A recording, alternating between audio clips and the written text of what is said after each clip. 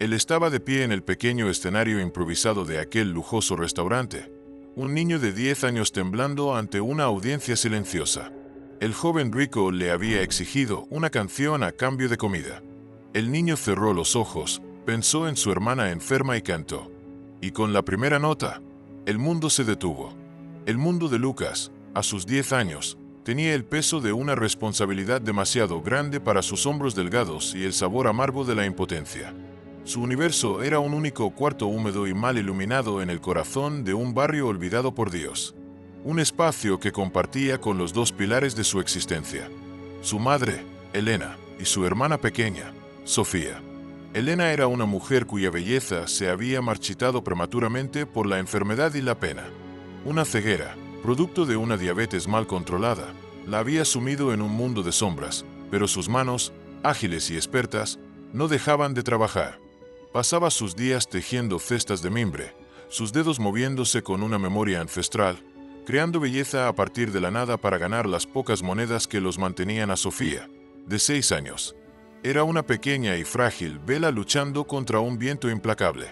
Su risa era como el tintineo de campanillas, pero era interrumpida con demasiada frecuencia por una tos seca y persistente que sacudía su pequeño cuerpo y dejaba una sombra de miedo en los ojos de su madre y de su hermano. Tenía un asma severo, una condición que en otro mundo, con otros recursos, sería manejable. En el suyo era una sentencia de sufrimiento crónico. Y Lucas era el hombre de la casa, el guerrero. Cada mañana se levantaba antes que el sol para ir al mercado a cargar cajas, a hacer recados, a buscar entre los desperdicios de los puestos alguna fruta o verdura que aún pudiera aprovecharse. Cada moneda que conseguía era para el quilero, para la comida y sobre todo para los caros inhaladores de Sofía. Esos pequeños tubos de plástico que eran la diferencia entre una noche de sueño tranquilo y una de agonía y miedo. Esa tarde, la desesperación tenía un rostro concreto. Lucas estaba en la farmacia del barrio, el único lugar que le fiaba de vez en cuando. Sostenía la receta del nuevo medicamento que el médico de la clínica pública le había recetado a Sofía. Un broncodilatador más potente. «Lo siento, Lucas», dijo el farmacéutico. «Un hombre bueno pero cansado de las deudas. No puedo darte más sin que me pagues al menos una parte de lo que debes.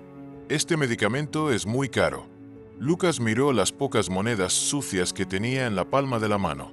No era ni la cuarta parte de lo que costaba. «Por favor, don Manuel, Sofía ha pasado muy mala noche. Su tos es diferente. Suena como un silbido». «Lo sé, hijo, lo sé. Pero yo también tengo que pagar a mis proveedores», respondió el hombre negando con la cabeza. Lucas salió de la farmacia con el corazón hecho un nudo. Caminó de vuelta a casa, la receta arrugada en su puño, sintiendo el peso del fracaso. Al entrar en el cuarto, el sonido de la tos de Sofía lo recibió como una bofetada. Su hermana estaba acurrucada en la cama, su pequeño pecho hundiéndose con cada respiración forzada. Su madre, Elena, sentada a su lado en la oscuridad, le acariciaba la frente con una mano temblorosa. «¿No lo consiguió? ¿Verdad, mi niño?», preguntó Elena, su voz suave pero cargada de una tristeza infinita. No necesitaba ver para saber. Lucas negó con la cabeza, las lágrimas quemándole los ojos. «No, mamá, faltaba mucho. Esa noche nadie durmió». El silbido en el pecho de Sofía se hizo más fuerte. Lucas se quedó a su lado, sosteniendo su mano, sintiéndose inútil, furioso con el mundo, con su propia impotencia. Recordó las palabras del médico. Necesita este nuevo medicamento y un nebulizador sería ideal. Una máquina para ayudarla a respirar mejor. Una máquina. Sonaba tan inalcanzable como la luna. Al amanecer, después de una noche de vigilia, Lucas tomó una decisión.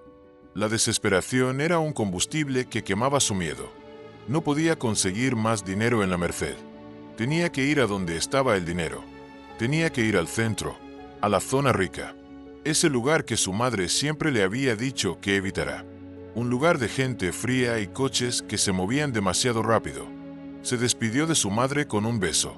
«Voy a conseguir el dinero para la medicina de Sofía, mamá. Te lo prometo», dijo con una determinación que no sentía. Caminó durante más de una hora, dejando atrás sus calles de tierra y el olor a pobreza, y adentrándose en un mundo de avenidas anchas, escaparates brillantes y gente vestida con ropas que costaban más de lo que él ganaría en un año.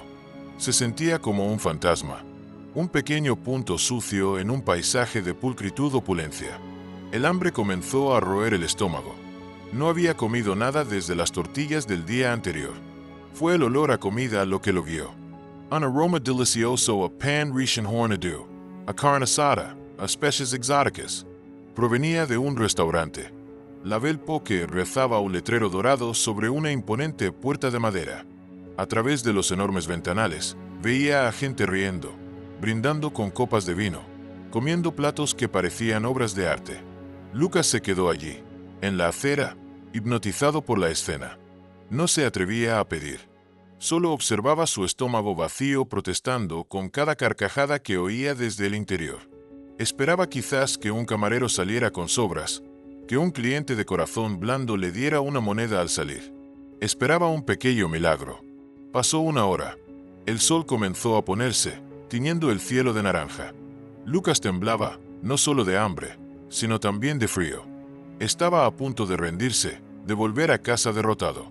Cuando la puerta del restaurante se abrió, un grupo de jóvenes ricos salió riendo a carcajadas. Eran 4 o 5, vestidos con ropa de marca, con un aire de arrogancia y de quien nunca ha conocido una dificultad real en su vida. Uno de ellos, el que parecía el líder, un joven de cabello engominado y sonrisa burlona, se fijó en Lucas. «Vaya, vaya, mirad lo que tenemos aquí», dijo su voz alta y arrastrada. «Un pequeño ratoncillo de alcantarilla. ¿Tienes hambre, niño?» Lucas no respondió. Solo bajó la cabeza, deseando ser invisible. El joven, que sus amigos llamaban Santiago, se acercó a él, disfrutando de ser el centro de atención. «Te veo mirando la comida. Debes estar famélico». Se rió y sus amigos lo imitaron. «Te haré un trato, ratoncillo, porque hoy me siento generoso». Lucas levantó la vista, una chispa de esperanza luchando contra su miedo. «Entra con nosotros», continuó Santiago, su sonrisa volviéndose cruel. «Y canta para mis amigos, canta una canción. Si nos gusta, si nos entretienes, te daré la mejor cena de tu vida, lo que quieras del menú. Y quizás hasta te dé dinero para tus problemas». Hizo un gesto despectivo. «Pero si no nos gusta, si nos aburres, te irás con las manos y el estómago vacíos. ¿Qué me dices? ¿Aceptas el reto?» Los amigos de Santiago rieron, invitándolo. Para ellos era un juego, una diversión cruel para terminar la noche. Lucas sintió una oleada de humillación tan intensa que le quemó la cara. Quería gritarles que se fueran al diablo. Quería salir corriendo. Pero entonces, la imagen del rostro de su hermana, pálido y con los labios azules, el sonido de su pecho silbando, acudió a su mente con una claridad brutal. La medicina, el nebulizador, la promesa que le había hecho a su madre. Cerró los puños con fuerza, sus pequeñas uñas clavándose en las palmas de sus manos. Levantó la barbilla, miró a Santiago a los ojos, y el joven rico se sorprendió al no ver miedo, sino una determinación helada. «Acepto», dijo Lucas. Su voz apenas un susurro, pero tan firme como una roca. «Excellent», exclamó Santiago, encantado con su nuevo juguete.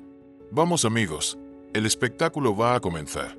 Y mientras Santiago lo guiaba hacia la imponente puerta de la Belle Époque, empujándolo por los hombros, Lucas sintió que cruzaba un umbral. Entraba en la jaula del león, ofreciéndole lo único que tenía: su voz, su dignidad, a cambio de una oportunidad. No sabía si saldría de allí con el estómago lleno o con el alma rota, pero por su hermana, por su madre, estaba dispuesto a arriesgarlo todo. El interior de la Belle Époque era otro planeta. Lucas cruzó el umbral empujado suavemente por Santiago y sintió como si hubiera atravesado una pared invisible hacia un universo que no estaba hecho para él. El aire era cálido y olía a una mezcla de perfumes caros, comida deliciosa y cera de velas. Una alfombra persa, tan gruesa que sus pies se hundían en ella, ahogaba el sonido de sus propios pasos. Candelabros de cristal colgaban del techo como constelaciones heladas y la luz que emitían se reflejaba en las copas, los cubiertos de plata y las joyas de los comensales. Cada cabeza en el restaurante se giró para mirarlo. Vio los ojos de hombres con trajes impecables y mujeres con vestidos de seda abrirse con sorpresa. luego entrecerrar con desdén. Vio sus churros detrás de manos cubiertas de anillos, sonrisas burlonas. Lucas se sintió desnudo, sucio, un bicho raro en una vitrina de lujo. Su primer instinto fue dar media vuelta a huir, volver a la familiaridad de su pobreza, donde al menos era invisible, pero la mano de Santiago en su hombro era firme y el recuerdo de la tos de Sofía era más fuerte que su propia humillación. «Atención, por favor, atención a todos», exclamó Santiago con voz alta y teatral, disfrutando del espectáculo. «Esta noche tenemos un entretenimiento especial, un talento emergente, directamente de las calles. Un aplauso para nuestro pequeño ruiseñor». Sus amigos rieron a carcajadas. Algunos de los otros comensales sonrieron con incomodidad. Otros, con una cruel curiosidad. Santiago lo llevó hasta un pequeño espacio vacío cerca de un piano de cola negro y reluciente. «Aquí, niño, este será tu escenario. Ahora cántanos, gánate tu cena». Lucas se quedó allí paralizado, el corazón martillando en el pecho. Las luces parecían demasiado brillantes, las caras de la gente se arremolinaban a su alrededor. Se sentía pequeño, insignificante, un objeto de burla. La garganta se le había secado. Un nudo de miedo y vergüenza le impedía respirar. «¿Qué pasa, ratoncillo? ¿Te comió la lengua el gato?», se burló uno de los amigos de Santiago. «¿O es que solo saben pedir con la mano extendida?». La crueldad de la frase fue como un latigazo. Lucas apretó los puños, sintiendo las uñas clavándose en sus palmas. Quería gritar, quería llorar, pero entonces cerró los ojos. Al hacerlo, el restaurante de lujo desapareció. Las caras burlonas se desvanecieron y en la oscuridad de su mente vio la imagen de su cuarto húmedo.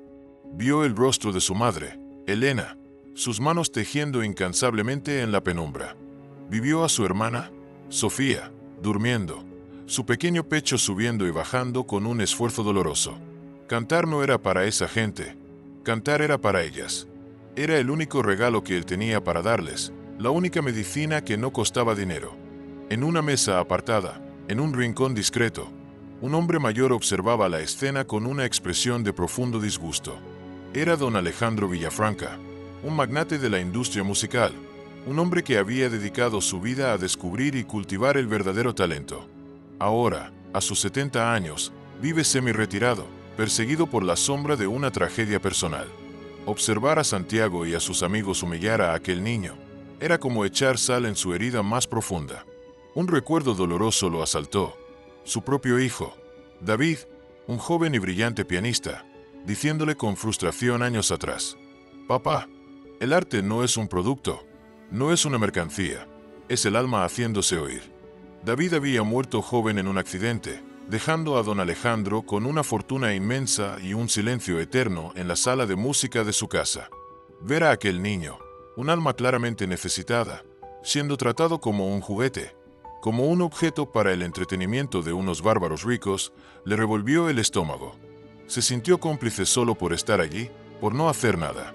Estaba a punto de levantarse y poner fin a esa farsa cruel cuando el niño, que había permanecido en silencio y con los ojos cerrados, respiró hondo. Y entonces, cantó. No fue una canción de moda, no fue un éxito de la radio. Fue una canción antigua, una nana que se cantaba en los pueblos de las montañas, una melodía que su madre le había enseñado, una canción que hablaba de la luna cuidando a las estrellas y de la promesa de un nuevo amanecer. La voz de Lucas salió, al principio, como un hilo de plata, tímida, temblorosa, pero no había miedo en ella.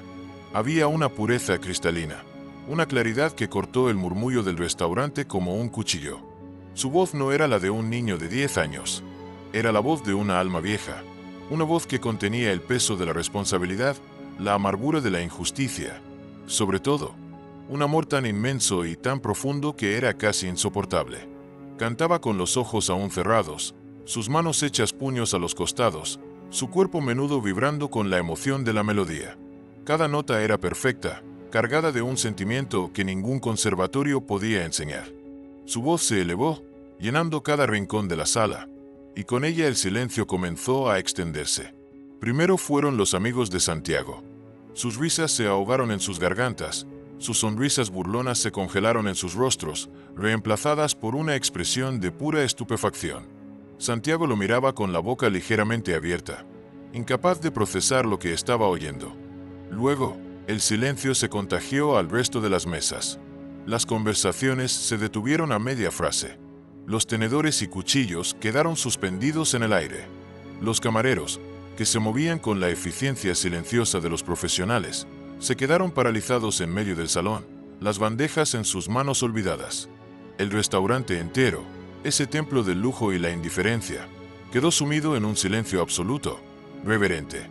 El único sonido era la voz de Lucas, una voz que parecía venir de otro mundo, un mundo de verdad y de dolor, un mundo que ninguno de los presentes conocía. La gente escuchaba, cautivada. Una mujer de mediana edad, cubierta de diamantes, se llevó un pañuelo a los ojos para secar una lágrima furtiva. Un hombre de negocios de aspecto rudo bajó la mirada, visiblemente conmovido. Don Alejandro, en su rincón, sentía escalofríos recorrerle la espalda. La voz de aquel niño era un milagro. Era la encarnación de la belleza pura naciendo en el lugar más improbable. Era un reproche a su propio mundo de arte fabricado y de emociones envasadas. Lucas cantó la última estrofa, su voz descendiendo hasta convertirse en un susurro que flotó en el aire antes de desvanecerse por completo. Y entonces, el silencio fue aún más profundo. Un silencio pesado, cargado de la emoción que había dejado la canción. Nadie se atrevía a moverse, a respirar. Lucas abrió los ojos lentamente, como si despertara de un trance. Vio los rostros de todos fijos en él y el miedo volvió. Lo habría anodizado. ¿Se habría burlado de su canción triste? El silencio se rompió, no con un aplauso general, sino con el sonido de dos manos golpeando una contra la otra. Lento, rítmico, deliberado, era don Alejandro. Se había puesto de pie y aplaudía, mirando a Lucas con una intensidad que traspasaba la sala. Sus ojos estaban llenos de lágrimas, pero también de una admiración y una determinación feroces. Su aplauso solitario fue como una señal. Le dio permiso al resto de la sala para reaccionar. Y entonces, el restaurante estalló. Fue una ovación atronadora, una explosión de aplausos, de bravos, de gente poniéndose de pie. No era el aplauso educado de una audiencia de teatro. Era una ovación visceral, emocional, una liberación colectiva de la emoción que el niño les había provocado. Lucas se quedó paralizado, abrumado, sin entender. Aplaudían, para él. Santiago y sus amigos estaban petrificados en su mesa. Sus rostros son una mezcla de confusión y humillación. El juego se les había ido de las manos. Su intento de burla se había convertido en el triunfo inesperado de su víctima. Don Alejandro no dejó de aplaudir mientras caminaba a través del salón, su figura imponente abriéndose paso entre las mesas. Ignoró por completo a Santiago, como si no existiera. Se dirigió directamente hacia Lucas, que seguía de pie junto al piano, temblando, sin saber qué hacer. El magnate de la música se detuvo frente al niño. La sala entera seguía en silencio, observando la escena. Con un gesto que dejó a todos sin aliento, don Alejandro se arrodilló lentamente, con la dificultad de sus 70 años, hasta que sus ojos quedaron a la altura de los de Lucas. El hombre más poderoso de la industria musical estaba arrodillado ante un niño de la calle. Extendió una mano temblorosa y la posó suavemente sobre el hombro del pequeño. «Niño», dijo, su voz ronca por la emoción. «¿Cómo te llamas?» «Lucas Trego Saliva». Su garganta aún seca por el canto y el miedo. Lucas susurró. «Lucas», repitió don Alejandro, saboreando el nombre. «Dime una cosa, Lucas». Hizo una pausa, sus ojos llorosos fijos en los del niño. «¿Y de dónde? En el nombre de Dios ha salido esa voz». La pregunta no era una simple curiosidad. Era el inicio de todo. Era el reconocimiento de un don, el descubrimiento de un tesoro en el lugar más inesperado. En esa pregunta flotaba la promesa de un futuro, la posibilidad de un cambio de destino tan radical que nadie en esa sala, y mucho menos el propio Lucas, podría haberlo imaginado. El Salvador había llegado, y la vida del pequeño cantante de la calle estaba a punto de cambiar para siempre. La pregunta de don Alejandro, ¿y de dónde? En el nombre de Dios ha salido esa voz. Quedó suspendida en el aire, cargado de emoción del restaurante. Lucas, todavía temblando, no supo qué responder. Estaba abrumado por el aplauso, por la mirada intensa de aquel hombre arrodillado frente a él, por el repentino giro de los acontecimientos. Su humillación se había transformado en un triunfo que no comprendía. Don Alejandro, al ver la confusión y el miedo en los ojos del niño, se levantó lentamente. Su mirada se desvió por un instante hacia la mesa de Santiago, donde el joven rico y sus amigos permanecían sentados, pálidos y en silencio, como estatuas de sal. La ira justa regresó al rostro del anciano magnate. «Ustedes», dijo don Alejandro. Su voz ahora no era la de un abuelo conmovido, sino la de un titán de la industria acostumbrado a dar órdenes. Su tono era bajo, pero cortaba el aire como el filo de una navaja. «Esta noche han cometido un acto de una bajeza y una crueldad imperdonables. Han intentado pisotear la dignidad de un niño para su propio entretenimiento. Espero, por el bien de sus almas, que esta noche hayan aprendido algo. Pero, lo dudo». Se giró hacia el gerente del restaurante que se había acercado, temblando. La cuenta de la mesa del señor Santiago ordenó y añadió una generosa propina para todo el personal, que ha tenido que presenciar este lamentable espectáculo. «Yo me encargo de todo». Luego, su atención volvió por completo a Lucas, puso una mano suave en su hombro. «Vamos, hijo. Te prometieron una cena, y vas a tener el mejor banquete de tu vida». Ignorando a un Santiago que ahora lo miraba con una mezcla de miedo y odio, don Alejandro guió a Lucas hacia su propia mesa, la mejor del restaurante, apartada en un rincón con vistas a la ciudad iluminada. Apartó la silla para el niño como si fuera un dignatario. «Siéntate, Lucas. Esta noche eres mi invitado de honor». Lucas se sentó.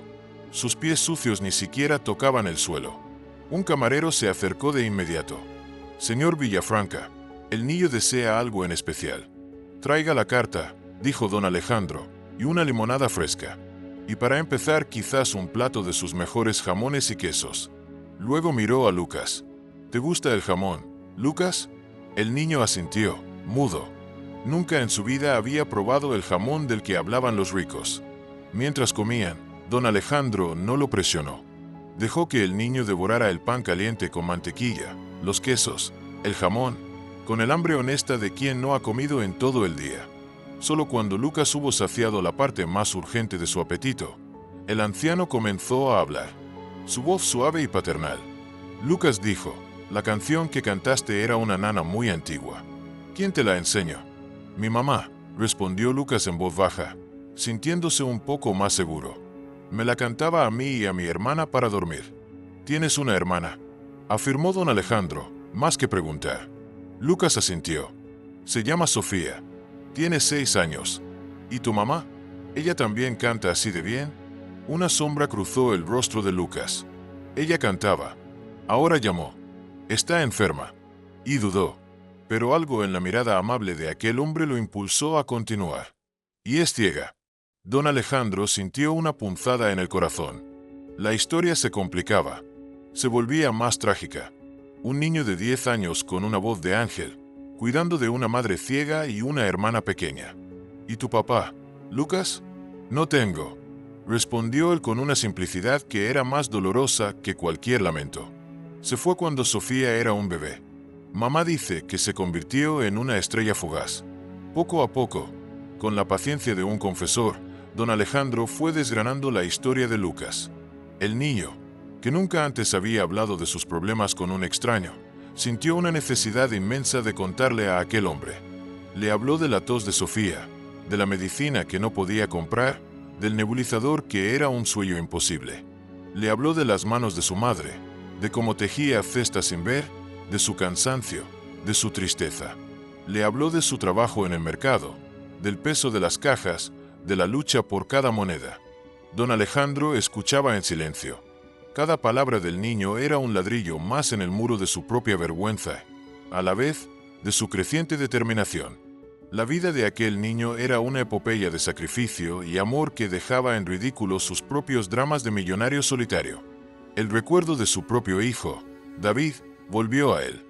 David, que lo había tenido todo, los mejores profesores, los mejores instrumentos, pero que siempre había luchado contra una tristeza interior que don Alejandro nunca supo comprender.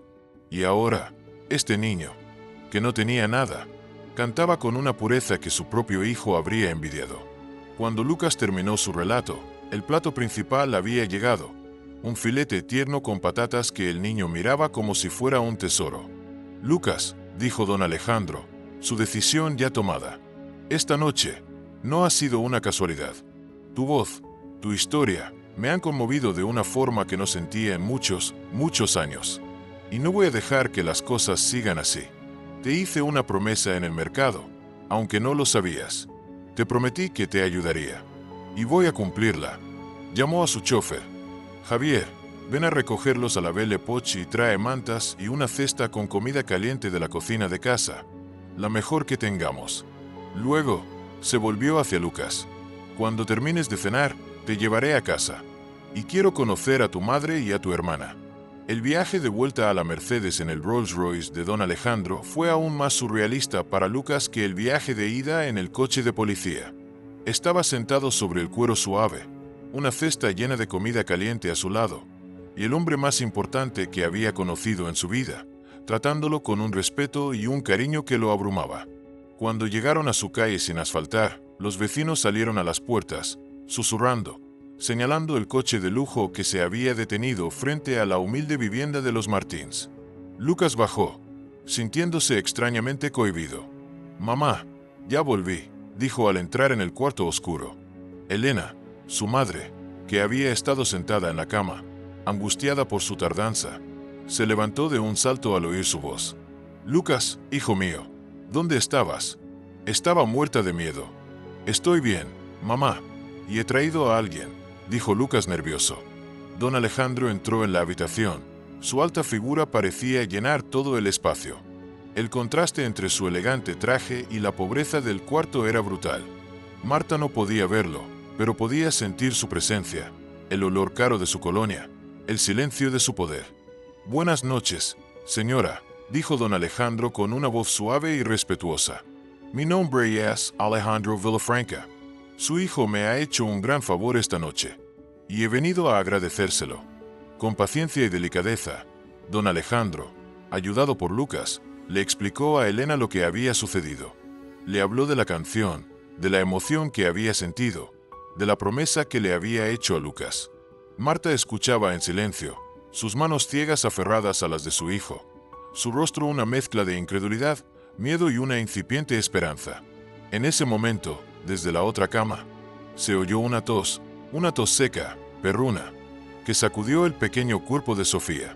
Don Alejandro miró a la niña que se había incorporado, su rostro pálido y sus labios con un ligero tinte azulado, y la gravedad de la situación lo golpeó con toda su fuerza. Esto no era solo pobreza, esto era una emergencia médica a cámara lenta. Sin pensarlo dos veces, sacó su teléfono. «No podemos esperar más», dijo. Llamó a su médico personal, el doctor Palacios, uno de los mejores neumólogos del país. «Ernesto, soy Alejandro, te necesito. Ahora, en una dirección que te enviaré. Es una emergencia pediátrica. Trae todo tu equipo portátil». Una hora más tarde, la humilde habitación de los Martins se había transformado en una improvisada sala de consulta. El doctor Palacios, un hombre acostumbrado a las clínicas de lujo, examinaba a Sofía con una profesionalidad impecable, su rostro cada vez más serio. Usó su estetoscopio, un oxímetro, una pequeña máquina de espirometría. Mientras esperaba el diagnóstico, don Alejandro observaba a la familia.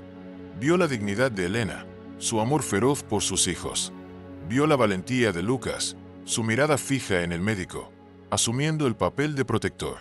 Y vio la fragilidad de Sofía, la pequeña luchadora. Y supo que su decisión no tenía vuelta atrás. Estaba involucrado hasta el alma. Finalmente, el doctor Palacio se levantó y llamó a don Alejandro a un rincón. «Alejandro, la situación es más grave de lo que parece», dijo en voz baja. «Esto no es un simple asma mal controlado. Por los síntomas, la cianosis en los labios, el sonido de sus pulmones, sospecho que es algo más.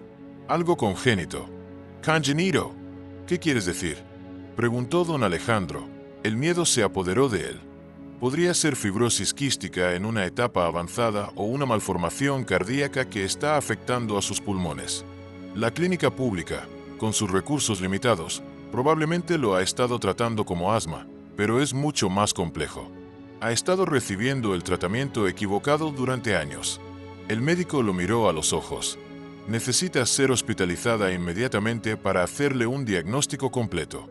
Necesita pruebas genéticas, una tomografía de tórax y, si mis sospechas son ciertas, necesitará una cirugía muy compleja y un tratamiento de por vida. La verdad impactante cayó sobre don Alejandro como una sentencia. La voz de Lucas, que cantaba para conseguir un medicamento para la tos, ahora resonaba en su cabeza con un nuevo y trágico significado. El niño no solo luchaba contra la pobreza, luchaba contra el tiempo. El doctor se acercó a Elena y con una delicadeza infinita comenzó a explicarle la situación. Le habló de la necesidad de llevar a Sofía al hospital, de las pruebas, de las posibilidades. Elena escuchaba su rostro ciego bañado en lágrimas silenciosas. Y ese tratamiento, cuesta mucho dinero, ¿verdad, doctor?, preguntó su voz temblorosa. El doctor Palacios miró a don Alejandro. Fue el anciano magnate quien respondió.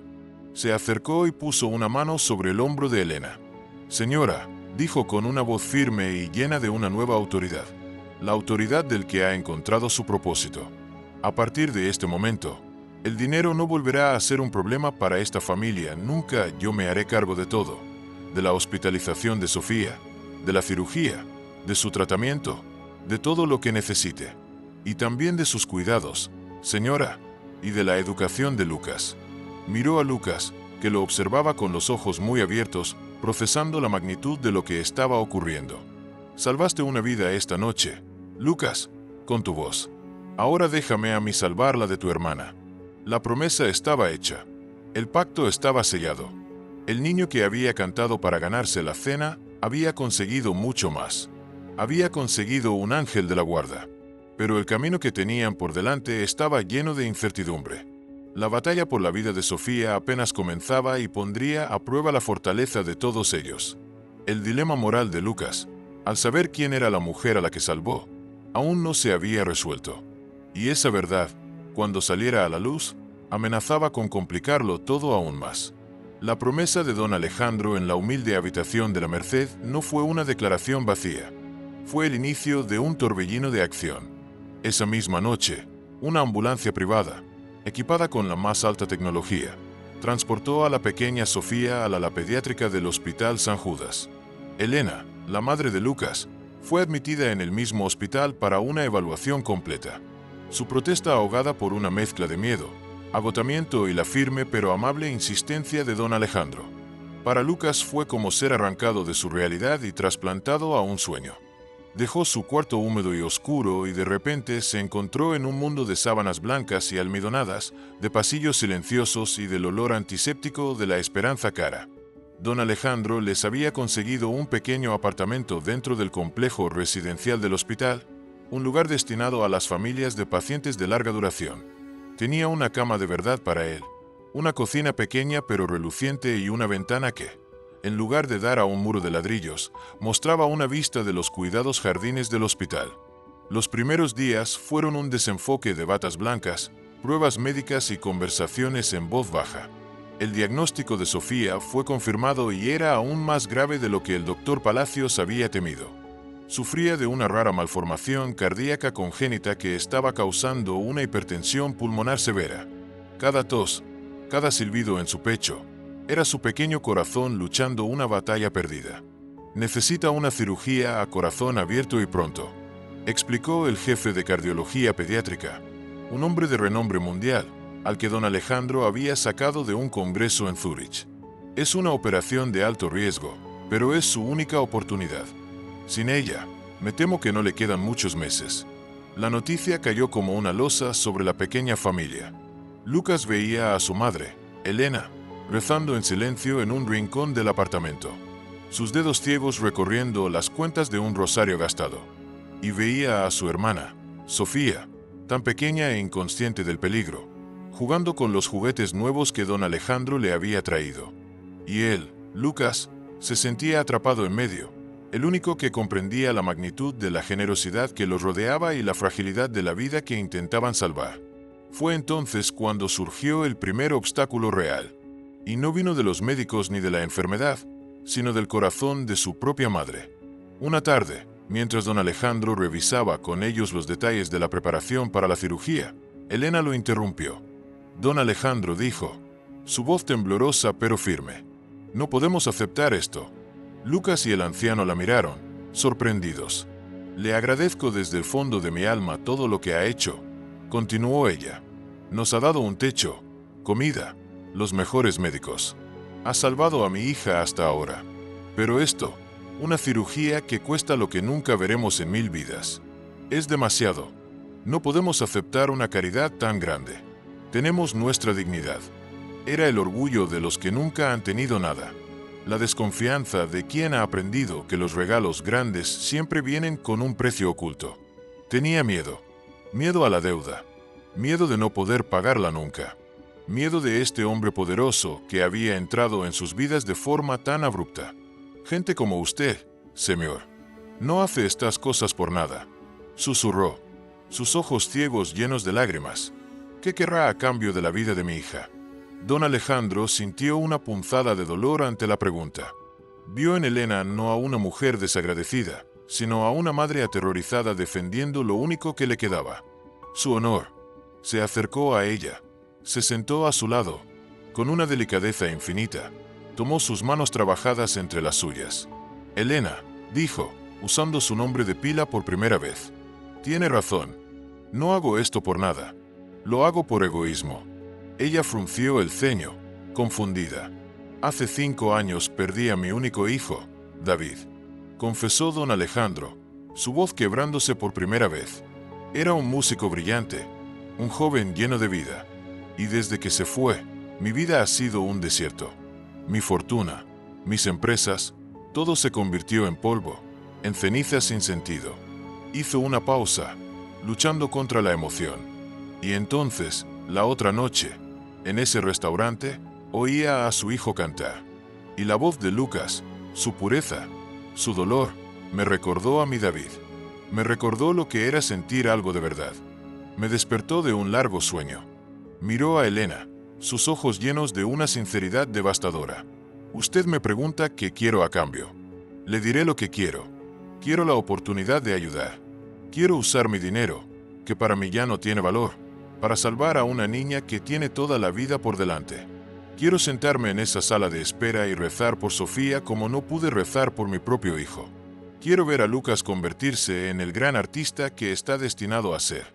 Lo que quiero a cambio, Elena, es un propósito.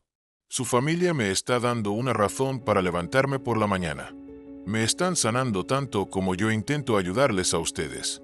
Así que, por favor, permítame ser egoísta. Permítame ayudarles. Las lágrimas rodaban ahora por las mejillas de ambos. Elena, desarmada por su confesión, apretó sus manos. Que Dios lo bendiga, don Alejandro. Solozo. La barrera de la desconfianza se había roto. En ese momento, dejaron de ser el millonario y la mujer pobre. Eran 2 almas heridas, unidas por el dolor de la pérdida y la frágil esperanza de la sanación. Se había forjado una alianza. Mientras tanto, en la misma planta del hospital, en el ala VIP, Isabela Montenegro se recuperaba. Las noticias de su milagroso rescate se habían filtrado a la prensa, pero su padre, Héctor, había logrado mantener a raya a los periodistas, controlando la narrativa. La historia oficial era que había sufrido un desmayo por agotamiento y que un buen samaritano la había ayudado. El nombre de Lucas se mantuvo fuera de los titulares. Un día, mientras Lucas exploraba los laberínticos pasillos del hospital, un nuevo mundo para él, vio a don Alejandro conversando en la cafetería con un hombre de cabello plateado y aspecto imponente. Era Héctor Montenegro.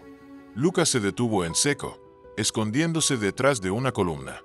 No podía oír lo que decían, pero la tensión era palpable. Los conocía de los círculos de poder, de eventos de caridad donde ambos se movían como tiburones en un acuario.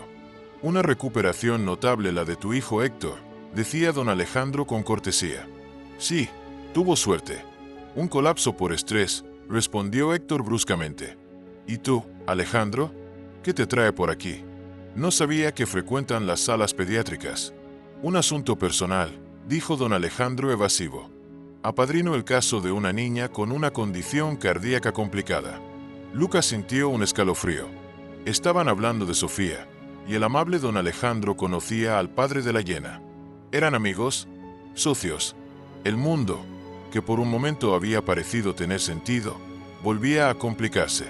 La desconfianza, esa vieja compañera, asomó de nuevo en su corazón.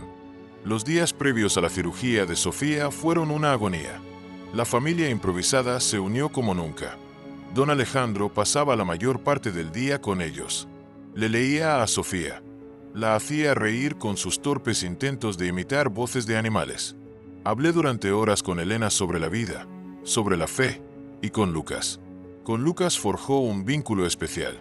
Descubrió que el niño no solo tenía una voz prodigiosa, sino también una mente aguda y una curiosidad infinita.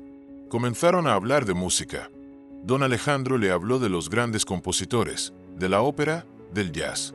Lucas, a cambio, le cantaba las viejas canciones folclóricas de su madre. En la música, encontraron un lenguaje común que trascendía sus diferencias. Pero la sombra de Isabela Montenegro seguía planeando en la mente de Lucas. No podía conciliar la imagen del hombre bueno y generoso que era don Alejandro, con la del amigo del padre de la mujer que quería destruir su hogar. La culpa lo carcomía. Estaba traicionando a su gente al aceptar la ayuda de este mundo. La noche antes de la cirugía, Lucas no pudo más. Mientras don Alejandro arropaba a Sofía en su cama del hospital, Lucas lo esperó en el pasillo. «Don Alejandro, necesito hablar con usted», dijo, su voz temblando. Se sentaron en la vacía sala de espera, bajo la luz fría de los fluorescentes. «¿Qué ocurre, hijo? Pareces preocupado». «¿Es sobre usted?», comenzó Lucas, luchando por encontrar las palabras. «Y sobre el padre de la mujer del restaurante, el hombre con el que habló en la cafetería». Don Alejandro lo miró, sorprendido. «¿Nos viste?». «Sí», asintió Lucas. «Y también la vi a ella. En las noticias, la mujer a la que le canté, la que su padre me dijo que usted conocía». Respiró hondo y soltó la bomba. «Ella es Isabela Montenegro, la que quiere demoler la Merced. Nuestro barrio, nuestra casa». Don Alejandro se quedó en silencio, procesando la información. Vio el dolor, la confusión y la acusación en los ojos del niño. Y entendió la magnitud de su conflicto. «Sí, Lucas, la conozco», admitió finalmente. «Oh, al menos, conozco a su familia. El mundo de los negocios es pequeño y a menudo desagradable». Se inclinó hacia el niño, su voz seria y llena de una empatía profunda. «Y sé lo que ella está haciendo en tu barrio. Es una injusticia. Es cruel. Entonces, ¿por qué?», preguntó Lucas, su voz rota. «¿Por qué nos ayuda, si usted es como ellos?». La pregunta era un puñal, pero don Alejandro la recibió sin pestañear. «¿Por qué no soy como ellos, Lucas? Oh, al menos, ya no quiero serlo». Tomó al niño por los hombros. «Escúchame. Lo que Isabela Montenegro haga en sus negocios no tiene nada que ver con lo que está pasando aquí, en este hospital. Aquí no hay ricos ni pobres, no hay enemigos. Solo hay una niña pequeña que está luchando por su vida. Y estamos todos en el mismo equipo». El de Sofía vio la duda en los ojos de Lucas. «Te di mi palabra, Lucas. Y un hombre es su palabra. Dije que iba a cuidar de tu familia. Y eso significa protegernos. De la enfermedad, de la pobreza, y si es necesario», dijo su mirada endureciéndose, «protegeros también de gente como Isabela Montenegro. Somos un equipo ahora. Tú, yo, tu madre, tu hermana. Y en mi equipo, en mi familia, nadie se rinde. Y nadie traiciona». Las palabras del anciano, su promesa incondicional de protección, fueron el bálsamo que el alma atormentada de Lucas necesitaba. La duda se disipó, reemplazada por una confianza absoluta, por una lealtad inquebrantable. En ese pasillo del hospital, en la víspera de la batalla más importante de sus vidas, la alianza quedó sellada. Ya no eran el millonario y el niño pobre. Eran una familia dispuesta a enfrentarse a la muerte. Y si era necesario, también al mundo. La mañana de la cirugía de Sofía llegó envuelta en un silencio gris y pesado, que parecía haberse infiltrado desde el cielo nublado, hasta los pasillos estériles del Hospital San Judas. En la habitación privada del ala pediátrica, el aire estaba cargado de una tensión tan densa que era casi irrespirable. Lucas no se había separado de la cama de su hermana en toda la noche. Sostenía su manita pequeña y frágil entre las suyas, como si su simple contacto pudiera anclarla a la vida, impedir que se la llevaran a ese lugar frío y desconocido del que él tanto desconfiaba. El quirófano. Sofía estaba asustada. Sus grandes ojos, normalmente llenos de una luz traviesa, ahora estaban oscurecidos por el miedo. Miraba los tubos, las máquinas, y luego a su hermano, buscando en él la seguridad que el mundo le negaba. «¿Vie Dolo Lucas?», susurró su vocecita apenas audible. Lucas tragó el nudo que tenía en la garganta y forzó la sonrisa más valiente que pudo encontrar. «No, mi pequeña luciérnaga. No va a doler. Vas a dormir un ratito, como las princesas de los cuentos. Y cuando despiertes, tu pecho ya no hará ese ruido feo. Podrás correr y saltar sin cansarte. Te lo prometo». Su madre, Elena, sentada al otro lado de la cama, extendió una mano y acarició el cabello de Sofía. Aunque no podía ver, sus dedos trazaban con una precisión infinita los rasgos de su hija, memorizando su rostro una vez más. «Y mamá y Lucas estaremos aquí mismo cuando abras los ojos», añadió su voz un remanso de calma en medio de la tormenta. «No vamos a ir a ninguna parte». Don Alejandro observaba la escena desde el umbral de la puerta, su corazón apretado en un puño. La valentía de esa pequeña familia era conmovedora y a la vez le partía el alma. Vio en Lucas al niño forzado a ser hombre, en Elena a la madre luchando contra su propia oscuridad para ser la luz de sus hijos, y en Sofía a la inocencia enfrentada a la más brutal de las pruebas.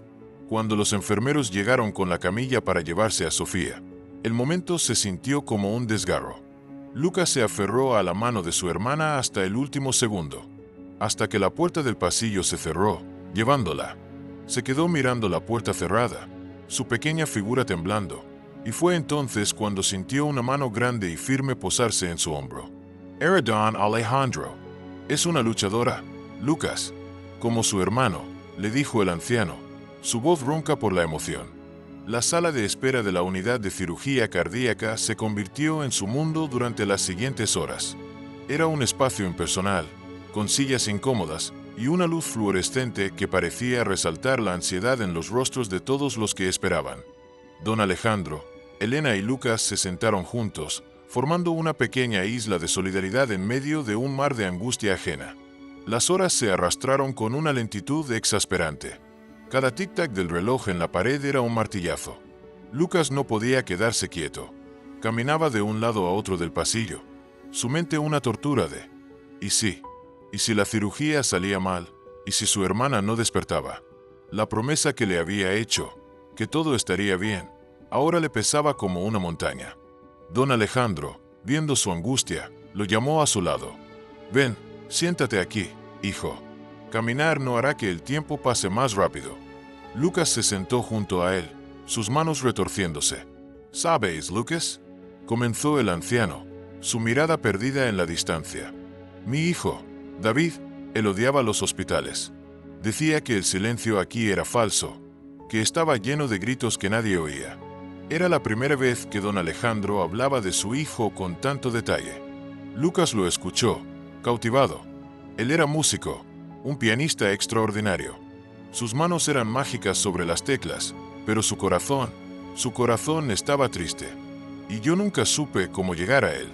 Estaba demasiado ocupado construyendo un imperio, creyendo que el dinero y el éxito eran lo único que importaba.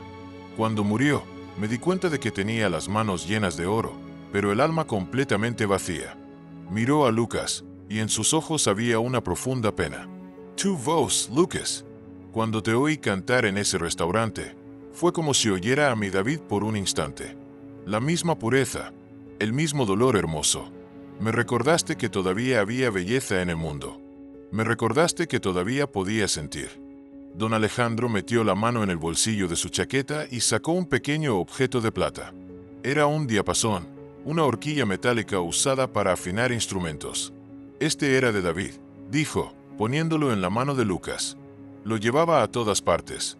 Decía que era para no olvidar nunca la nota perfecta, el tono justo. «Creo que a él le gustaría que lo tuvieras tú». Lucas sostuvo el diapasón, su metal frío un contraste con el calor de su mano. Sintió el peso del objeto, el peso de la historia, de la confianza que aquel hombre estaba depositando en él. No era solo un regalo, era el traspaso de un legado, un puente entre el hijo perdido y el niño encontrado. Gracias, susurró, sin saber qué más decir. Mientras tanto, Elena rezaba en silencio, sus labios moviéndose sin sonido. Aunque no podía ver el rostro de don Alejandro, podía sentir su bondad, su dolor compartido. Se acercó a él, guiada por el sonido de su voz.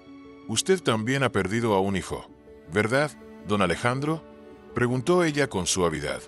«Sí, Elena, lo perdí», respondió él. «No hay dolor más grande», dijo ella. «Yo perdí a mi marido, el padre de mis hijos, y perdí la vista. Pero el miedo a perder a un hijo es un infierno diferente». Hablaron durante horas dos extraños de mundos opuestos, encontrando un terreno común en la geografía universal del dolor y del amor parental. Hablaron de sus esperanzas, de sus miedos, de la fuerza que encontraban en sus hijos. En medio de esa vigilia, el teléfono de don Alejandro sonó. Era su abogado. Su rostro se ensombreció mientras escuchaba. «¿Qué ocurre?», preguntó Lucas al verlo colgar. «Problemas», respondió el anciano con amargura. «Montenegro Corp. acaba de presentar los avisos de desalojo finales para la Merced. Quieren empezar la demolición en 30 días. La noticia fue como un golpe en el estómago para Lucas, incluso en medio de su angustia por Sofía. La hiena no descansaba. Ni siquiera la vida de una niña en un quirófano detenía la maquinaria de su codicia. «No te preocupes por eso ahora, Lucas», dijo don Alejandro al ver la expresión de desesperación del niño. «He puesto a mis abogados a trabajar en ello. Intentaremos retrasarlo, lucharemos. Pero hoy, en este momento, solo importa una cosa. Sofía, ya nos ocuparemos de los monstruos de fuera cuando hayamos vencido al de dentro». Sus palabras, su promesa de luchar en todos los frentes, calmaron un poco el corazón de Lucas. En ese momento, confió en él plenamente. Eran una familia, enfrentándose juntas a todos los demonios, internos y externos. Pasaron 6, 7, 8 horas. La sala de espera se había vaciado, dejando solo a su pequeña y extraña tribu. El sol de la tarde comenzó a caer, pintando el cielo con los mismos tonos de naranja y púrpura de aquel día en que Lucas había conocido a Isabela. Finalmente, una puerta al final del pasillo se abrió. Un hombre con bata quirúrgica verde, el rostro cubierto por una mascarilla y la fatiga, caminaba hacia ellos. Era el cirujano. Los corazones detenidos en un instante de silencio absoluto. El caminar del médico les pareció una cámara lenta. Cada paso un golpe de martillo en sus nervios. El cirujano se detuvo frente a ellos, se quitó la mascarilla. Su rostro estaba exhausto pero sereno. «Familiares de Sofía Martins», dijeron. «Somos nosotros», respondió Elena, su voz un hilo. El médico los miró, uno por uno. «La operación ha sido una de las más complejas que he realizado en mi carrera». Comenzó y el corazón de Lucas se encogió. La malformación era severa, hubo complicaciones. Su corazón se detuvo en la mesa. Elena soltó un gemido ahogado y se aferró al brazo de don Alejandro. Lucas sintió que el suelo desaparecía bajo sus pies, pero logramos reanimarlo. Continuó el cirujano y una leve sonrisa se dibujó en su rostro cansado. «Luchamos mucho. Y ella luchó aún más. Es una de las niñas más fuertes que he visto». Hizo una pausa, permitiéndoles respirar. «La cirugía ha sido un éxito. Hemos reparado el defecto. El camino de la recuperación será largo, pero hemos logrado darle una oportunidad. Su hija va a vivir». La explosión de alivio fue tan violenta como la tensión que la precedió. Elena se derrumbó en los brazos de don Alejandro, su cuerpo sacudido por sollozos de pura gratitud. Lucas sintió que sus piernas cedían y se dejó caer en una silla. El rostro entre las manos, llorando en silencio, liberando 8 horas de un terror insoportable. Don Alejandro, con los ojos llenos de lágrimas, abrazaba a Elena murmurando palabras de consuelo. Su propia gratitud es demasiado grande para ser expresada con palabras. Habían ganado. Habían pasado por el fuego y habían salido al otro lado. Unos días después, les permitieron ver a Sofía en la unidad de cuidados intensivos pediátricos. Estaba en una cuna de cristal, rodeada de máquinas que emitían pitidos suaves y rítmicos. Estaba pálida, con pequeños tubos y cables conectados a su cuerpo diminuto, pero respiraba. Respiraba por sí misma, sin el silbido agudo que había atormentado sus noches.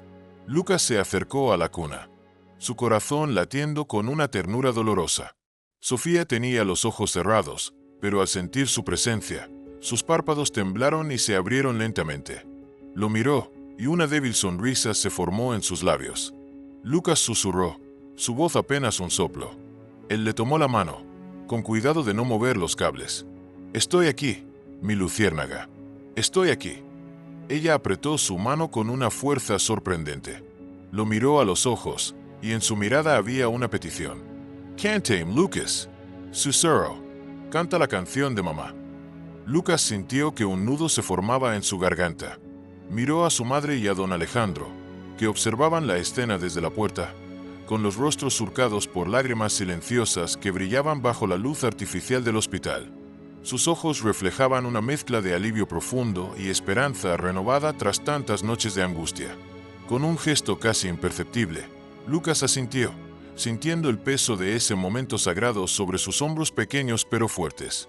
En el silencio estéril de aquella habitación hospitalaria, rodeado de máquinas que monitoreaban cada latido del corazón recién reparado de su hermana, la voz de Lucas comenzó a elevarse. Primero fue apenas un susurro, como el roce del viento entre las hojas, pero gradualmente fue ganando fuerza y claridad. Pura como el agua de un manantial, clara como el cielo después de la tormenta. Su voz estaba impregnada de todo el amor acumulado durante esos meses de miedo, todo el dolor que había guardado en su interior para mantenerse fuerte, y todo el alivio que ahora inundaba cada célula de su ser.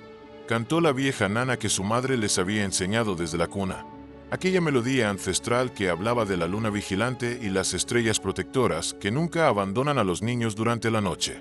Los versos, transmitidos de generación en generación, adquirieron en su voz un significado completamente nuevo. Y esta vez, a diferencia de aquella noche en el restaurante de lujo donde su voz había sido una súplica desesperada nacida de la necesidad y el miedo, ahora era un himno triunfal. Un himno de victoria contra todas las probabilidades, de gratitud infinita hacia la vida que les había dado una segunda oportunidad, y de un amor que había demostrado ser más poderoso y más tenaz que la enfermedad que casi les arrebata a Sofía, más resistente que la pobreza que había marcado sus vidas, y más fuerte incluso que la sombra de la muerte que había acechado durante tanto tiempo. Cada nota que salía de sus labios era la promesa vibrante de un nuevo amanecer, de días mejores que por fin estaban al alcance de sus manos. La recuperación de Sofía se convirtió en el barómetro que marcaba el ritmo de la nueva vida que comenzaba a florecer para toda la familia. Fue un proceso gradual, lleno de altibajos, una escalada paciente de pequeños milagros cotidianos que iban sumándose día tras día como cuentas en un collar de esperanza. El primer día que la pequeña logró incorporarse y sentarse en la cama sin necesidad de ayuda, enderezando su espalda con determinación infantil, Lucas y su madre no pudieron contener las lágrimas que brotaron espontáneamente, mezclándose en un abrazo donde la alegría y el alivio se fundían en un solo sentimiento indescriptible. Semanas después, cuando Sofía dio sus primeros pasos tambaleantes por el largo pasillo del hospital, aferrada con firmeza a la mano arrugada pero segura de don Alejandro, quien la guiaba con la paciencia infinita de quien ha redescubierto el valor de cada instante, el corredor entero se convirtió en escenario improvisado de una verdadera celebración. Enfermeras, médicos y otros pacientes se detuvieron para aplaudir, conmovidos por la tenacidad de aquella niña que avanzaba con la determinación silenciosa de quien ha mirado a la muerte a los ojos y ha decidido que aún no era su momento. Cada pequeña victoria era meticulosamente celebrada. La primera risa genuina que escapó de sus labios durante una historia que Lucas le contaba, el primer bocado de comida que aceptó con verdadero apetito, el primer día completo sin dolor. Todos estos momentos, aparentemente insignificantes para el mundo exterior, eran para ellos batallas ganadas contra la sombra persistente que los había perseguido durante tanto tiempo, acechando en cada rincón de sus vidas, amenazando con arrebatarles lo más preciado. Don Alejandro, fiel a la palabra dada en aquellos momentos de desesperación, cumplió su promesa de una forma que superó cualquier expectativa que la familia hubiera podido albergar. No se limitó simplemente a proporcionarles un techo bajo el cual guarecerse de la intemperie, un mero lugar físico donde habitar. Les dio mucho más que eso. Les entregó un verdadero hogar. Con paciencia infinita y respetando siempre la dignidad y los deseos de Elena, juntos emprendieron la búsqueda de ese espacio que sería el comienzo de su nueva vida. Recorrieron diversas propiedades, evaluando cada opción con cuidado meticuloso, hasta que finalmente encontraron la casa perfecta. Era una vivienda modesta pero luminosa, inundada por la luz natural que se filtraba generosamente por amplias ventanas, ubicada en un barrio tranquilo donde el bullicio de la ciudad parecía diluirse entre árboles y pequeños jardines. Lo más valioso de aquella propiedad era su pequeño jardín trasero, un espacio verde y acogedor donde Elena, por primera vez después de tantos años de encierro y oscuridad, podría sentir la caricia cálida del sol en su rostro mientras el sonido de la risa de sus hijos jugando creaba la melodía perfecta para acompañar sus pensamientos. La casa había sido adaptada con esmero para facilitar la movilidad de Elena. Rampas cuidadosamente construidas sustituían a los escalones que hubieran representado obstáculos insalvables. Las puertas eran lo suficientemente anchas para permitir el paso de su silla de ruedas, y las encimeras de la cocina habían sido bajadas para que pudiera recuperar la independencia de preparar los alimentos para su familia. Además, la ubicación estratégica de la vivienda aseguraba el acceso a las mejores instituciones educativas de la zona. Naturalmente, mantenía una proximidad conveniente con el hospital donde Sofía continuaría con sus revisiones periódicas. En medio de esta transformación radical de sus circunstancias, Isabela, aquella mujer que inicialmente había encarnado todas sus pesadillas, pero que inadvertidamente se había convertido en el catalizador involuntario de su salvación, comenzó a ser una presencia cada vez más frecuente en sus vidas. Su transformación personal, aunque ocurría de manera silenciosa y sin grandes declaraciones, fue quizás la más profunda y sorprendente de todas las metamorfosis que rodearon la recuperación de Sofía.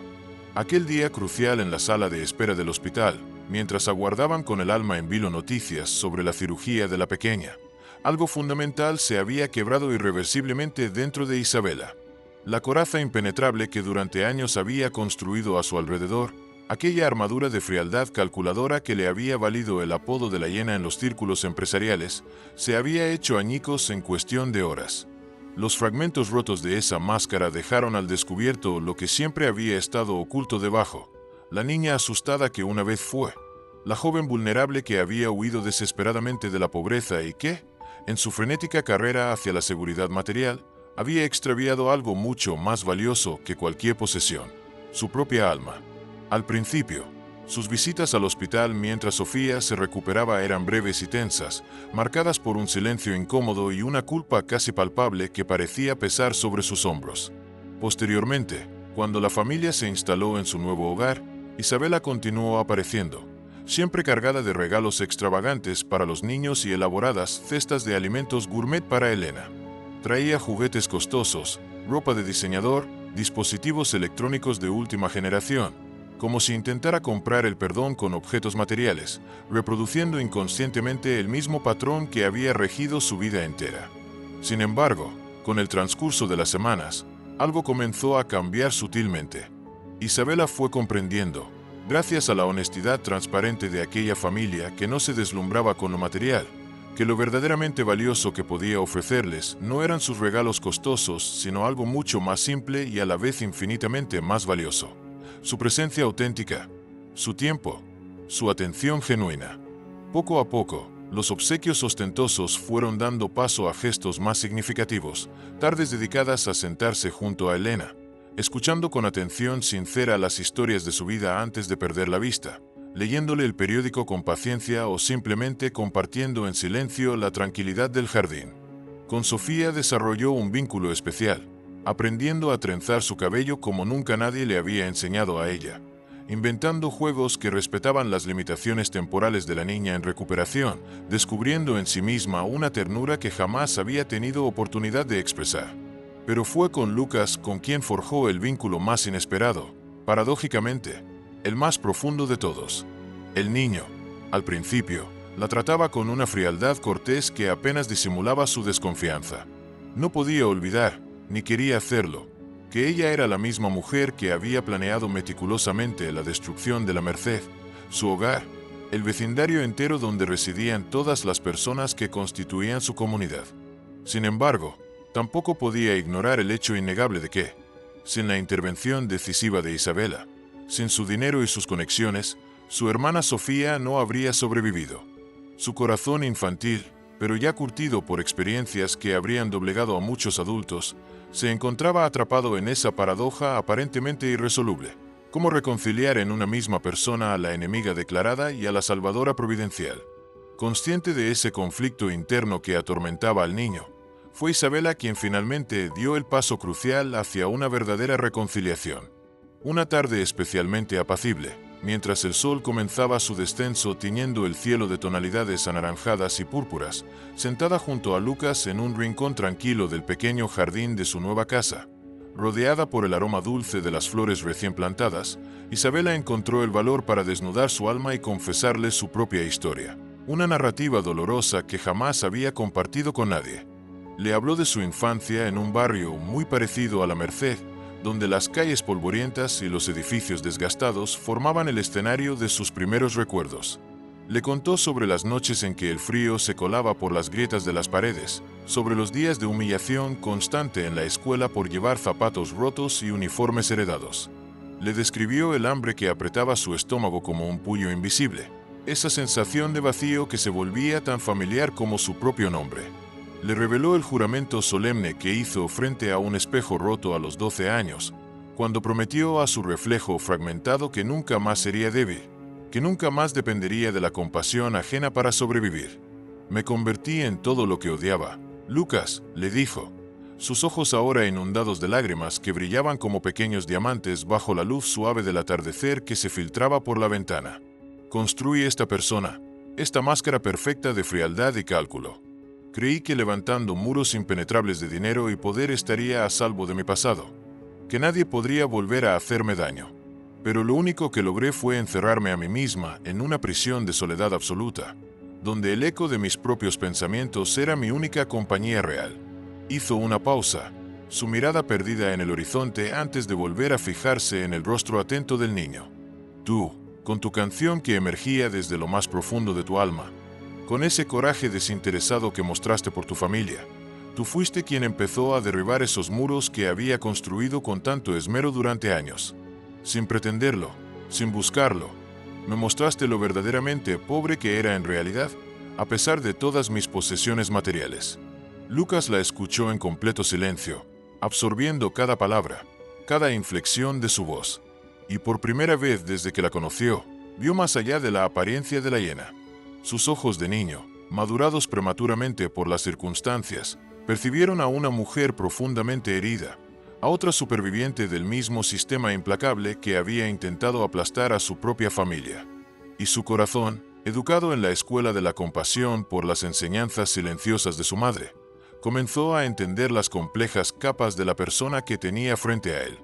No la perdonó completamente en ese preciso instante, pues las heridas eran aún demasiado recientes, pero comenzó a vislumbrar el camino hacia la comprensión y quizás, algún día, hacia el perdón genuino. Mientras tanto, la batalla legal por el destino de la Merced continuaba desarrollándose con intensidad en los tribunales de la ciudad. Don Alejandro, fiel a su palabra, había contratado a un formidable equipo de abogados especialistas en derechos de vivienda que habían logrado, mediante una serie de hábiles maniobras legales, paralizar temporalmente las órdenes de desalojo que amenazaban a decenas de familias. Los residentes del barrio, antes dispersos y desorganizados, ahora se habían unido bajo una misma bandera de resistencia pacífica pero determinada. Sin embargo, a pesar de estas pequeñas victorias, la solución definitiva parecía distante y esquiva. Montenegro Corp, bajo la dirección implacable de Héctor Montenegro, luchaba con uñas y dientes para mantener vivo el lucrativo proyecto inmobiliario. Sus abogados, tan numerosos como bien pagados, presentaban recurso tras recurso, dilatando el proceso y agotando los recursos financieros de la oposición. La batalla se había convertido en una guerra de desgaste donde el tiempo jugaba a favor del gigante corporativo. El momento crucial de esa prolongada confrontación no llegó, como todos esperaban, en la formalidad de un juzgado bajo la mirada severa de un juez, sino en la elegancia aséptica de una sala de juntas en el último piso del edificio corporativo de Montenegro. Isabela, tras semanas de reflexión y planeación meticulosa, había convocado una reunión de emergencia del Consejo Directivo. Los ejecutivos de alto nivel, Acostumbrados a las decisiones calculadas de la heredera, no podían imaginar lo que estaba a punto de ocurrir. Frente a su padre y a los 12 directivos que componían la cúpula de poder de la empresa familiar, Isabela se puso de pie con una serenidad que contrastaba dramáticamente con la tormenta interna que había precedido a esta decisión. Con voz clara y firme, que ya no era fría y metálica como antes, sino llena de una nueva convicción que emanaba de lo más profundo de su ser transformado, anunció su decisión irrevocable. Montenegro Corp retiraría completa e inmediatamente el proyecto de la Merced. Es una completa locura, explotó su padre, golpeando la mesa de caoba con el puño cerrado, su rostro enrojecido por una mezcla de incredulidad y furia. Perderemos millones, años de planificación. Tenemos contratos firmados, compromisos con inversionistas. Isabela lo miró directamente a los ojos, sin parpadear, sin retroceder ni un milímetro ante la fuerza de su ira. Ya he perdido demasiado en mi vida, papá, respondió ella con una calma que desarmó momentáneamente al patriarca.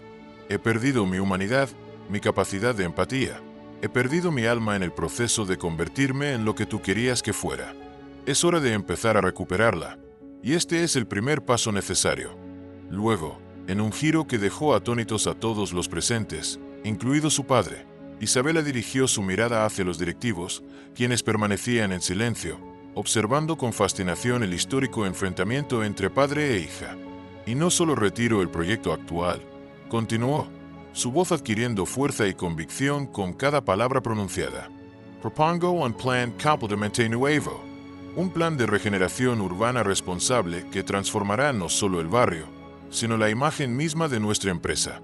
Usaremos los fondos ya asignados para mejorar la infraestructura existente, para titularizar legalmente las propiedades a nombre de sus actuales residentes, para construir una clínica comunitaria que proporcione atención médica accesible y una escuela moderna que ofrezca educación de calidad.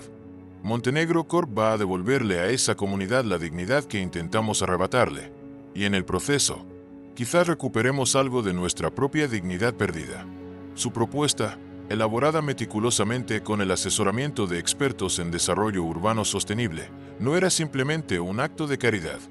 Era una visión de negocio alternativa que, aunque menos rentable a corto plazo, prometía beneficios sustanciales en términos de imagen corporativa y responsabilidad social empresarial.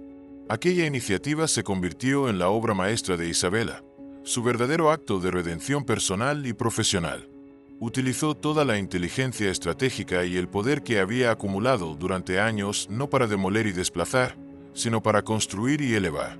Contra todo pronóstico, y tras meses de implementación cuidadosa, el revolucionario proyecto de regeneración de la Merced se transformó en un modelo de responsabilidad social corporativa estudiado en escuelas de negocios de todo el país.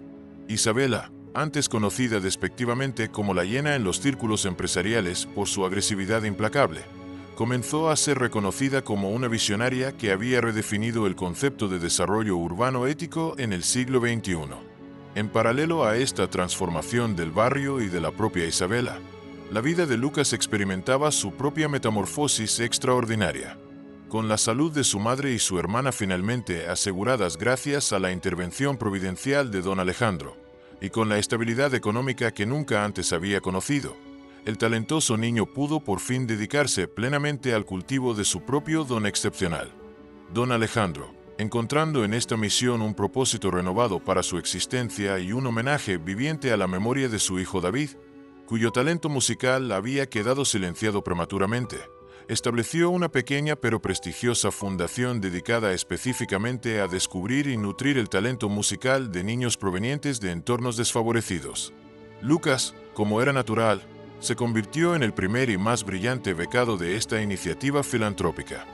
Bajo la tutela de los más distinguidos profesores de canto que el dinero podía contratar, muchos de ellos figuras de renombre internacional atraídos por el extraordinario potencial del joven, Lucas se sumergió con pasión disciplinada en el estudio formal de su arte. Aprendió a leer y escribir música con la misma fluidez con que antes había aprendido a leer palabras. Estudió teoría musical, técnica vocal, interpretación y composición con una dedicación que asombraba incluso a sus exigentes maestros. Su voz, que antes había sido como un diamante en bruto de belleza natural pero sin pulir, Fue meticulosamente trabajada hasta convertirse en un instrumento de precisión deslumbrante, capaz de expresar los más sutiles matices emocionales y de enfrentar los desafíos técnicos más complejos. Sin embargo, y esto era lo que lo hacía verdaderamente especial, nunca perdió en el proceso esa pureza esencial, esa emoción cruda y auténtica que lo había distinguido desde el principio. La técnica perfeccionó su don, pero no lo domesticó, lo potenció, pero no lo diluyó. Los años transcurrieron como páginas de un libro que se vuelven cada vez más rápido hacia su desenlace inevitable. Y así llegó finalmente la noche del debut oficial de Lucas Martins como solista, un evento largamente anticipado en los círculos musicales de la ciudad. El majestuoso Teatro Nacional, con su arquitectura neoclásica y su acústica perfecta, estaba completamente lleno, sin una sola butaca vacía, a pesar de ser una noche lluviosa de octubre. Lucas tenía ya 18 años, en el umbral mismo de la adultez. Su nombre no era ya un secreto en el mundo de la música clásica. Se había propagado como un rumor persistente que fue creciendo en volumen e intensidad. El niño prodigio de la voz de ángel, el descubrimiento más asombroso de la última década, el talento natural que prometía revolucionar la escena lírica contemporánea. En la primera fila, su familia lo observaba con un orgullo tan intenso que parecía flotar en el aire como una presencia tangible, casi como si se pudiera tocar con las manos. Elena, su madre, resplandeciente en un elegante vestido color azul marino que Isabela le había regalado especialmente para la ocasión, escuchaba con una sonrisa radiante que iluminaba todo su rostro. Sus oídos, privados de la capacidad de ver el mundo físico, captaban dimensiones de belleza que escapaban al resto de los presentes en aquella sala. Percibía cada vibración, cada inflexión en la voz de su hijo como una pincelada de color en un lienzo invisible que solo ella podía contemplar en su totalidad. Sofía, su hermana menor, ahora una adolescente de 15 años, saludable y rebosante de una vitalidad que contrastaba dramáticamente con la fragilidad que una vez la caracterizó, lo miraba desde su asiento con una adoración que no conocía límites. Sus ojos brillaban con lágrimas contenidas, recordando al niño que había cantado por ella cuando la oscuridad parecía invencible. Y cada nota que su hermano emitía era para ella un recordatorio de aquella noche milagrosa, cuando la música había abierto puertas que parecían cerradas para siempre. A su lado, don Alejandro, con el cabello ahora completamente blanco como la nieve más pura, no hacía ningún esfuerzo por contener las lágrimas que descendían silenciosamente por sus mejillas surcadas por el tiempo. Estas lágrimas, diferentes a todas las que había derramado antes, emanaban de una felicidad pura, absoluta, redentora. Eran el testimonio líquido de un corazón que había encontrado la paz después de una larga travesía por el desierto del dolor. Un poco más atrás, en un palco discretamente iluminado, Isabela Montenegro observaba la escena con una mezcla de humildad y asombro. Sus ojos, antes fríos y calculadores, ahora reflejaban una calidez que había sido laboriosamente recuperada a lo largo de los años. Su padre, Héctor, se sentaba rígidamente a su lado, pero incluso su rostro, antes tan duro e implacable como el granito, ahora mostraba signos evidentes de suavidad, como si el tiempo y la innegable evidencia del milagro que se desarrollaba ante sus ojos hubieran erosionado finalmente las barreras que protegían su corazón. Lucas cantó arias de ópera con precisión técnica impecable, su voz navegando sin esfuerzo aparente por las complejidades de Puccini y Verdi. Interpretó canciones de cámara con una sensibilidad que provocaba escalofríos, y abordó piezas que requerían una técnica vocal de virtuoso que pocos en su generación podían igualar. Con cada nota, con cada frase musical perfectamente modulada, el público caía más profundamente bajo el hechizo de su extraordinario talento. La sala entera estaba hipnotizada, suspendida en un estado de fascinación colectiva donde el tiempo parecía haberse detenido. Solo existía esa voz, esa presencia escénica que magnetizaba todas las miradas y todos los corazones. Cuando la última nota de su repertorio programado se desvaneció en el aire, hubo un instante de silencio reverente, como si el público necesitara un momento para procesar lo que acababa de experimentar. Luego, como una tormenta largamente contenida que finalmente encuentra liberación, la ovación estalló con una fuerza ensordecedora que hizo vibrar los cimientos mismos del teatro. La gente se puso de pie como una sola entidad, aplaudiendo frenéticamente, mientras gritos de "bravo, resonaban desde todos los rincones de la sala. Era un reconocimiento unánime a un talento excepcional, pero también a una historia de superación que muchos conocían y que añadía una dimensión adicional a la experiencia. Él hizo varias reverencias, visiblemente conmovido por la respuesta del público. Su rostro joven, aún conservando trazos del niño que una vez cantó por desesperación, ahora irradiaba una emoción pura y sincera que conmovía incluso a los espectadores más estoicos. Era la imagen viva del triunfo del espíritu humano sobre la adversidad. Cuando los aplausos comenzaron a menguar ligeramente, aunque sin cesar del todo, Lucas levantó una mano en un gesto que pedía silencio. El público, intrigado, fue callando gradualmente hasta que solo quedaron algunos murmullos dispersos que pronto se desvanecieron también. «Gracias», dijo, su voz clara y melodiosa resonando en el silencio expectante que había descendido sobre el teatro. «Gracias a todos ustedes por estar aquí esta noche, por compartir este momento que significa tanto para mí». Hizo una pausa, como si buscara las palabras exactas para expresar lo que sentía. «Pero antes de concluir, me gustaría interpretar una última canción. No está en el programa, pero es, sin duda, la pieza más importante que jamás cantaré. Es la primera canción que aprendí, la que me enseñó el poder transformador de la música cuando aún no sabía nada de técnicas vocales o teoría musical». Sus ojos buscaron y encontraron a su familia en la primera fila. Su mirada se detuvo primero en Elena, luego en Sofía, y finalmente en don Alejandro. Una corriente invisible de amor y gratitud fluyó entre ellos, casi palpable para quienes observaban. «Es para ustedes», susurró con voz trémula por la emoción, pero lo suficientemente audible para que todos lo escucharan. «Siempre será para ustedes».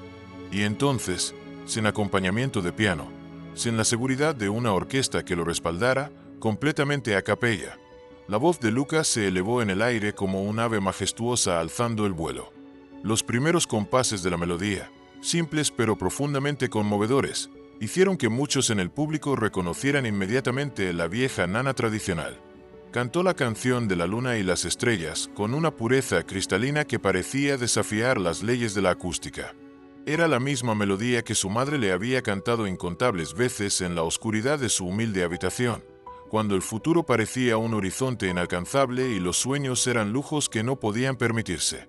Pero la voz que ahora llenaba cada rincón del teatro no era ya la de aquel niño asustado que había cantado por pura desesperación en un restaurante de lujo. Era la voz de un hombre joven que había atravesado el Valle de la Sombra, que había conocido el dolor en sus múltiples formas y lo había transformado, alquímicamente, en una belleza que trascendía lo puramente estético para tocar algo fundamental en el alma humana. Aquella sencilla canción de cuna, interpretada con una profundidad emocional que solo puede surgir de la experiencia vivida, se transformó ante los oídos maravillados del público en un himno de gratitud, en una celebración vibrante de la vida, del amor incondicional y de las segundas oportunidades que a veces, contra todo pronóstico, la vida nos concede. Cuando la última nota se desvaneció lentamente en el aire, como una estrella fugaz que desaparece en el horizonte después de iluminar momentáneamente el cielo nocturno, no hubo una explosión inmediata de aplausos como cabría esperar. En su lugar, descendió sobre el teatro un silencio profundo, casi sagrado en su intensidad. Era un silencio cargado de significado, lleno de las lágrimas silenciosas que corrían por los rostros de un público que intuía haber presenciado algo que iba mucho más allá de un simple concierto. Habían sido testigos de la culminación de una historia de vida, de un viaje extraordinario desde las profundidades de la desesperación hasta las cumbres del triunfo. Era la prueba viviente, encarnada en aquel joven de pie en el escenario, de que incluso los actos más pequeños de compasión, esos gestos aparentemente insignificantes en el gran esquema del universo, pueden generar ondas que se expanden infinitamente, transformando vidas de maneras que nadie podría haber anticipado. Don Alejandro, con el corazón rebosante de una emoción que desafiaba cualquier intento de descripción, dejó que su mirada recorriera el círculo completo de personas cuyas vidas se habían entrelazado de forma tan improbable. Elena, cuya dignidad inquebrantable había sido siempre un faro en la oscuridad. Sofía, cuya frágil existencia había sido el catalizador de todo.